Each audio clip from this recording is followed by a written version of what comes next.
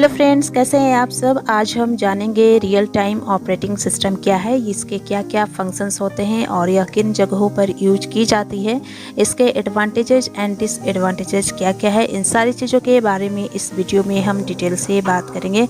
तो चलिए शुरू करते हैं और जानते हैं कि रियल टाइम ऑपरेटिंग सिस्टम क्या है। रियल टाइम ऑपरेटिंग सिस्टम, जिसे हम RTOS यानी जिसका फुल फॉर्म होता है रियल टाइम ऑपरेटिंग सिस्टम। तो रियल टाइम ऑपरेटिंग सिस्टम को ऐसे कंप्यूटर एप्लीकेशंस या सॉफ्टवेयर के लिए डिज़ाइन किया गया है जिन्हें ठीक से काम करने के लिए एक निर्दिष्ट समय सीमा के भीतर रिस्पॉन्स देना बहुत आवश्यक होता है। यानी कि एक फ़िक्स टाइम यहाँ पे दिया जाता है और उस फिक्स टाइम के अंदर उस काम को करना होता है, उसे रिस्पॉन्स देना होता है। अगर ऑपरेटिंग सिस्टम इन एप्लीकेशन को उस फिक्स टाइम के अंदर रिस्पॉन्स देने में फेल हो गया तो उस प्रोग्राम के कार्यप्रणाली यानी उस प्रोग्राम के फंक्शंस में कोई एरर आ सकता है।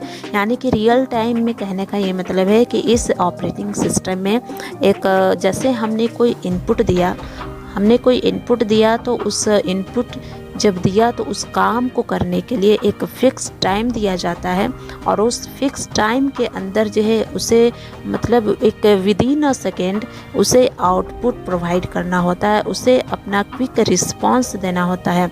इसमें क्या है कि इमिजिएटली जो है कि उस काम को करना होता है, क्विक रिस्पांस देना होता है और उस काम को डिले नहीं होना चाहिए। यानी कि 1 सेकेंड की भी देरी उस काम को करने की नहीं होना चाहिए। हमने तुरंत इनपुट दिया तो उसे विदिन अ सेकेंड जो है आउटपुट प्रोवाइड करना होता है। जैसे मान लीजिए एक एग्जांपल के थ्रू आप किसी डॉक्टर के पास जाते हैं, किसी पेशेंट को लेकर, उस पेशेंट का ऑपरेशन करना होता है तो उस पेशेंट के लिए जो है एक एक सेकेंड जो है बहुत ही इम्पॉर्टेंट होता है। तो ऐसी सिचुएशन में क्या होता है कि उस पेशेंट के हृदय की गति जो नापनी हो या फिर कुछ अन्य चीज़ों की जांच करनी हो उस पेशेंट की, तो उस पेशेंट के जो हृदय की गति मापनी हो या जांच करनी हो तो उसके लिए एक मशीन आती है। तो उस मशीन में से जांचने के लिए अगर उस मशीन ने 1 मिनट की भी देरी कर दी या फिर कहें 1 सेकेंड की भी देरी कर दी तो डॉक्टर जो है गलत डिसीजन ले सकता है उस पेशेंट के लिए।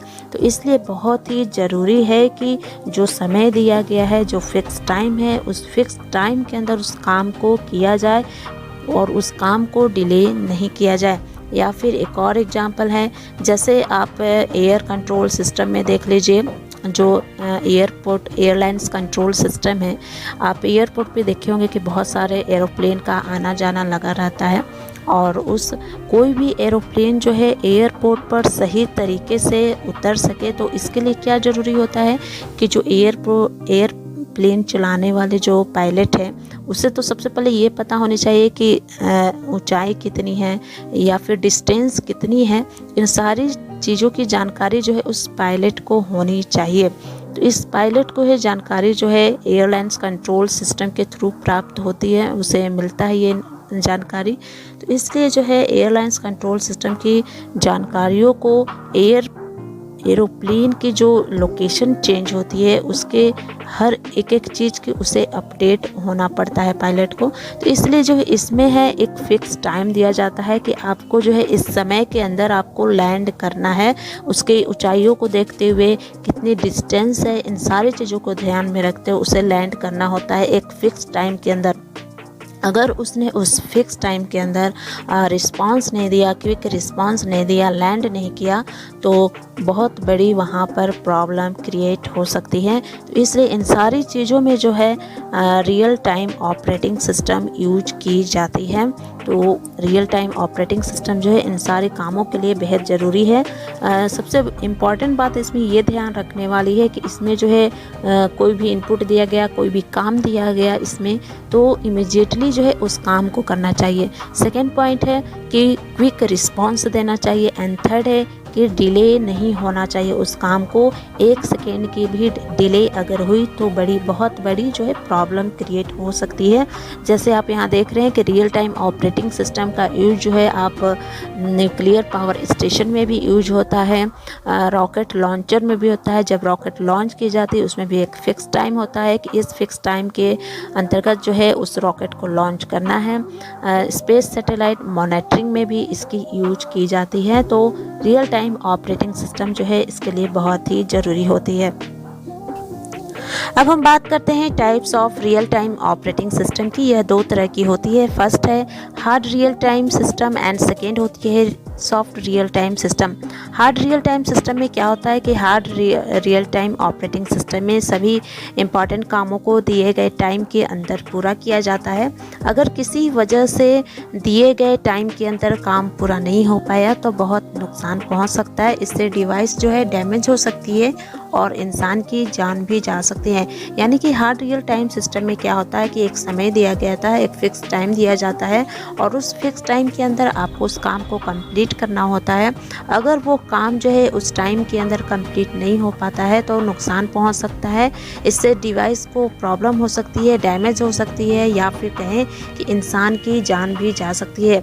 जैसे मान लीजिए आजकल आपने ज़्यादातर कार्स में देखा होगा कि एयर बैग्स लगे होते हैं जो एक्सीडेंट होने पर खुल जाते हैं। मान लीजिए कोई ड्राइवर है जो कार को ड्राइव कर रहा है और अचानक वह किसी गाड़ी से टकराने वाला है या फिर किसी अनदर एलिमेंट से टकराने वाला है। तो ऐसे में क्या होता है कि कार जो है जब भी ऐसी सिचुएशन में जब टकराने वाला होता है तो एयर बैग जो कार में लगे होते हैं वो अपने आप जो है ड्राइवर के सिर के सामने आ जाएंगे। यानी कि एयर बैग जो है ऑटोमेटिक जो है ओपन हो जाते हैं ताकि ड्राइवर को चोट न लगे। अगर एयर बैग समय पर न खुले यानी कि जब एक्सीडेंट होने वाली हो और उस समय एयर बैग जो कार में लगे हुए हैं उस समय अगर एयर बैग न खुले तो ऑब्वियसली जो है ड्राइवर और कार को जो है ज़्यादा नुकसान हो सकती है। तो इसलिए इसमें क्या होता है कि उस टाइम के अंदर जो है क्विक रिस्पॉन्स देना होता है, उस काम को तुरंत करना होता है। जैसे यहाँ एक्सीडेंट होने वाली थी तो ऑटोमेटिक जो है वो एयर बैग खुल गई थी, तो इससे जो है ड्राइवर की जान जो है बच जाती है। तो इसलिए hard real time operating system में जो है फिक्स टाइम के अंदर उस काम को कंप्लीट करना होता है। सेकेंड है हमारा soft real time system. Soft real time operating system वह ऑपरेटिंग सिस्टम होता है जिसमें कुछ समय की देरी को एक्सेप्ट किया जा सकता है। यानी इसमें कुछ समय के लिए काम या प्रोसेस में देरी हो सकती है। इसमें भी काम को पूरा करने के लिए एक फिक्स टाइम होता है, लेकिन यह थोड़ी यानी कि जो देरी होती है डिले को एक्सेप्ट करता है। यानी कहने का मतलब है कि इस तरह के ऑपरेटिंग सिस्टम यानी कि सॉफ्ट रियल टाइम सिस्टम में कभी कभी किसी काम को पूरा करने में जो समय दिया गया है, जो फिक्स टाइम दिया गया है उस काम को करने के लिए, उस फिक्स टाइम से थोड़ा जो है समय ज़्यादा लग सकता है। तो इस तरह के तो इसलिए जो है इस तरह के सिस्टम का यूज जो है ऐसे जगहों पर किया जाता है जहाँ की 1-2 सेकेंड की देरी से बहुत बड़ी प्रॉब्लम क्रिएट ना हो। जैसे आपने देखा होगा कि जैसे आप इंटरनेट की हेल्प से किसी को पैसा भेजते हैं या कोई अन्य फाइनेंशियल ट्रांजैक्शन करते हैं तो उसमें आप देखे होंगे कि अगर 1-2 सेकेंड की देरी होती है तो कोई बहुत बड़ी प्रॉब्लम नहीं होती। या फिर आपने देखा होगा एटीएम से जब आप पैसा निकालते हैं तो उसमें भी आपने देखा होगा 2-3 सेकंड की देरी होती है तो कोई प्रॉब्लम नहीं होती है, पैसा फिर आप निकाल सकते हैं। तो इसलिए ऐसे जगहों पर जो है सॉफ्ट रियल टाइम सिस्टम का यूज किया जाता है। आपने हार्ड रियल टाइम सिस्टम में क्या था, उसमें क्या देखा था, उसमें था कि उसमें भी काम को करने के लिए फ़िक्स टाइम दिया जाता है और वह उस फिक्स टाइम में उस काम को करना होता है। लेकिन उसमें था कि अगर थोड़ी सी भी डिले हो जाए, 2-3 सेकेंड या फिर 1 सेकेंड की भी देरी हो जाए तो बहुत बड़ी उसमें प्रॉब्लम क्रिएट हो सकती थी। लेकिन सॉफ्ट रियल टाइम सिस्टम में ऐसे कुछ बात नहीं है। इसमें अगर देरी भी होती है तो वो बड़ी प्रॉब्लम क्रिएट नहीं होती है। अब हम बात करते हैं रियल टाइम ऑपरेटिंग सिस्टम के क्या क्या यूज है, इसके कहाँ कहाँ यूज की जाती है। फर्स्ट है वायु यातायात नियंत्रण प्रणाली में हवाई जहाज की निगरानी के लिए, जैसे मैं आपको बताई हूँ कि एयरलाइंस कंट्रोल सिस्टम में आप इसका यूज देखे थे। सेकेंड है कि आर्मी के द्वारा सुरक्षा के लिए उपयोग किए जाने वाले रडार से प्राप्त जानकारियों को प्रदर्शित करने के लिए, जैसे आर्मी में जो रडार का यूज किया जाता है उससे अगर सही समय पर अगर इंफॉर्मेशन न मिले तो प्रॉब्लम हो सकती है। थर्ड है हमारा डॉक्टर के द्वारा मरीज के शरीर की जांच करने के लिए। फोर्थ है स्पेस एजेंसी जैसे कि नासा या इसरो द्वारा सैटेलाइट की निगरानी करने के लिए। एंड फिफ्थ है न्यूक्लियर पावर प्लांट की निगरानी के लिए। इन सारे जो पॉइंट है, इन सारी चीज़ों में जो है रियल टाइम ऑपरेटिंग सिस्टम की यूज की जाती है। अब हम देखते हैं advantages of real time operating system, इसके क्या क्या फ़ायदे हैं। फर्स्ट फ़ायदा ये है कि इस ऑपरेटिंग सिस्टम में यूजर जो है अपने आवश्यकता के अनुसार ज़्यादा जो इम्पोर्टेंट काम है उसको सबसे पहले तथा गैर इम्पोर्टेंट प्रोग्रामों को बाद में प्रोसेस कर सकता है। यानी इसमें जो इम्पोर्टेंट है उसको आप पहले आप कर सकते हैं और जो ज़्यादा इम्पोर्टेंट नहीं है उसको आप बाद में प्रोसेस कर सकते हैं। सेकेंड है रियल टाइम ऑपरेटिंग सिस्टम में मौजूद छोटी सी भी गलती विनाशकारी परिणाम दे सकती है। इसी कारण इन ऑपरेटिंग सिस्टम को पूरी तरह से एरर फ्री बनाया जाता है और इनके द्वारा कभी भी कोई गलती होने की संभावना जो है बिल्कुल नहीं होती है। इसके नुकसान क्या क्या है, यह एक बार में कुछ सीमित कार्यों को करने में सक्षम है, इसलिए इस प्रकार के ऑपरेटिंग सिस्टम में इम्पॉर्टेंट प्रोग्राम का निष्पादन यानी प्रोसेस जो है जल्दी हो जाता है, लेकिन अन्य प्रोग्राम को प्रोसेस होने के लिए बहुत लंबे समय तक वेट करनी पड़ती है।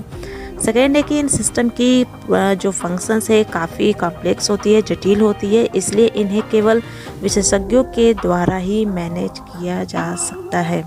तो दोस्तों अभी हमने रियल टाइम ऑपरेटिंग सिस्टम के बारे में बात की, जिसमें हमने इसके क्या क्या फंक्शंस होते हैं, यह किन जगहों पर यूज की जाती है, इसके फ़ायदे और नुकसान क्या है, इन सारी चीज़ों के बारे में हमने डिटेल से बात की। तो आई होप आपको अब समझ आ चुकी होगी कि रियल टाइम ऑपरेटिंग सिस्टम क्या है और यह कैसे काम करता है।